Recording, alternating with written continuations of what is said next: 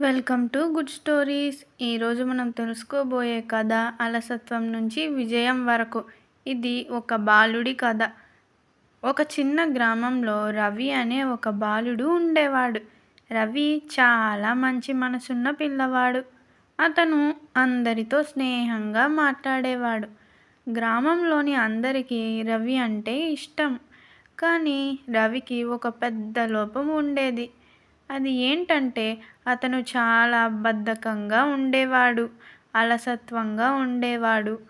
ప్రతిరోజు ఉదయం అతని తల్లి లక్ష్మి చాలా తొందరగా లేచి ఇంటి పనులు చేసేది. ఇల్లు ఊడ్చేది, వంట చేసేది, నీళ్లు తెచ్చేది. కానీ రవి మాత్రం ఇంకా మంచంలో పడుకొని ఉండేవాడు. తల్లి ఎన్నిసార్లు పిలిచినా కూడా ఇంకా కొంచెం సమయం అమ్మా అని చెప్పి మళ్ళీ నిద్రపోయేవాడు. పుస్తకాలు తీసుకుని కూర్చోవడం కంటే ఫోన్లో వీడియోలు చూడడం, వీడియో గేమ్స్ ఆడడం అతనికి చాలా ఇష్టం. తల్లి రవి కొంచెం చదువుకో బిడ్డ, భవిష్యత్తులో నీకు ఉపయోగపడుతుంది అని చెప్పేది. కానీ రవి వినేవాడు కాదు.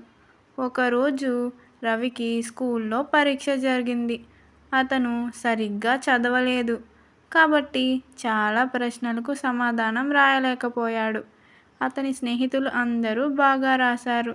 రవి మాత్రం సరిగ్గా రాయలేదు. కొన్ని రోజుల తర్వాత ఫలితాలు వచ్చాయి. రవికి చాలా తక్కువ మార్కులు వచ్చాయి. అతని స్నేహితులు అందరూ మంచి మార్కులు తెచ్చుకున్నారు.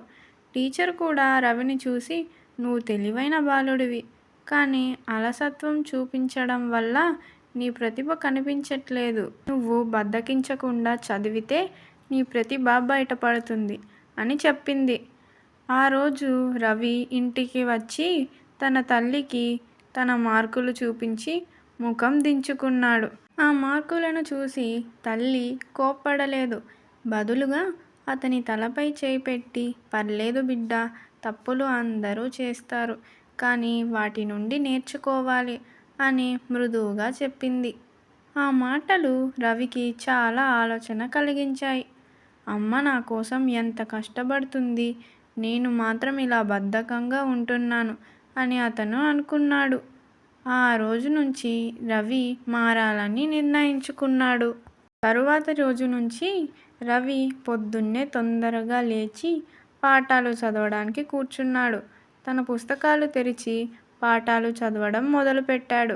అప్పటి నుంచి రవి చాలా కష్టపడడం మొదలుపెట్టాడు. స్కూల్లో టీచర్ల మాటలు కూడా జాగ్రత్తగా వినేవాడు.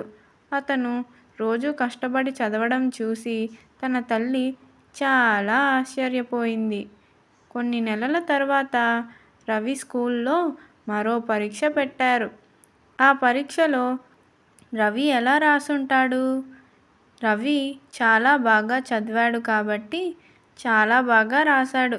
అన్ని ప్రశ్నలకు సమాధానం రాశాడు. ఒకరోజు ఆ టెస్ట్ ఫలితాలు ఇచ్చారు. ఆ ఫలితాల్లో రవికి చాలా మంచి మార్కులు వచ్చాయి. టీచర్ కూడా అతన్ని బాగా పొగిడారు. రవి ఆనందంగా ఇంటికి వచ్చి తన మార్కులని తల్లికి చూపించాడు. లక్ష్మి చాలా ఆనందపడింది. అప్పుడు రవి నవ్వుతూ, అమ్మ, ఇకపై నేను ఎప్పుడూ బద్ధకం చూపించను, కష్టపడి చదివి నిన్ను గర్వపడేలా చేస్తాను అని మాటిచ్చాడు. ఆ రోజు నుంచి రవి కష్టపడే బాలుడిగా మారిపోయాడు. ఇప్పుడు ఈ కథ నుంచి మనం తెలుసుకున్నది ఏంటంటే, మనం ఎప్పుడూ బద్ధకం చూపించకుండా కష్టపడి ప్రయత్నిస్తే మనం ఏదైనా సాధించవచ్చు. మన కష్టం ద్వారా వచ్చిన ఫలితాన్ని మన తల్లిదండ్రులకి చూపిస్తే తల్లిదండ్రులు కూడా చాలా ఆనందిస్తారు మరియు చాలా గర్వపడతారు. మరిన్ని ఇలాంటి వీడియోల కోసం లైక్ చేయండి, షేర్ చేయండి, సబ్స్క్రైబ్ చేసుకోండి, కామెంట్ కూడా చేయండి. Thank you.